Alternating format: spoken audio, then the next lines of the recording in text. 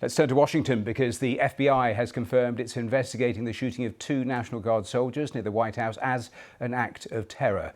20-year-old Sarah Beckstrom and 24-year-old Andrew Wolfe are in a critical condition after undergoing surgery. The alleged gunman is from Afghanistan and is believed to have entered the US in 2021. Well, the FBI director has been speaking in the last half an hour and gave this update. There is confirmation now that the subject had a relationship in Afghanistan with partner forces. We are fully investigating that aspect of his background as well, to include any known associates that are either overseas or here in the United States of America. That is what a broad-based international terrorism investigation looks like. We will provide continuous details to the American public while at the same time not jeopardizing the ongoing prosecution to ultimately hold this perpetrator accountable in our courts of law.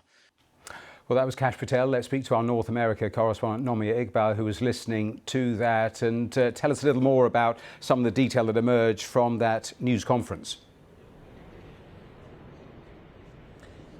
Well, as you mentioned there, we know the details of the two National Guard troops that were ambushed, and that is how the Department of Homeland Security is describing it. It happened just behind me, Matthew, just near the bus stop, near Farragut West Metro Station. This is a really popular spot. I often exit at this station to go to work. It's about 2 blocks north of the White House, so just a few minutes walk. They are 20-year-old Sarah Beckstrom and 24-year-old Andrew Wolfe from West Virginia. They are in critical condition. It is Thanksgiving Day, the most important, arguably, national holiday for families. We understand the families are with them in hospital. We've got more details on the man that is said to have shot them, 29-year-old Rahmanullah Lakanwal. He is an Afghan national. Just to look at more of the details that we got from the press conference, he came from Washington State. That is on the other side of the US, on the West Coast. They say that he drove here to carry out this attack. They've executed many search warrants this morning on his house, spoken to everybody in the house about what his motivations were. We still don't know that for sure. He is in hospital. He was shot 4 times by police yesterday. But in the wake of this horrific shooting, as you can imagine, this has become a hugely political story where the focus is on how he got here into the country. He was welcomed under a program introduced by the Biden administration in the wake of that chaotic withdrawal of US troops in Afghanistan. And this program was to help those Afghans that worked alongside US troops and to save them from any retribution by the Taliban. And so the Trump administration has focused on that because this program was controversial even at the time, where many Republicans were worried about the vetting process.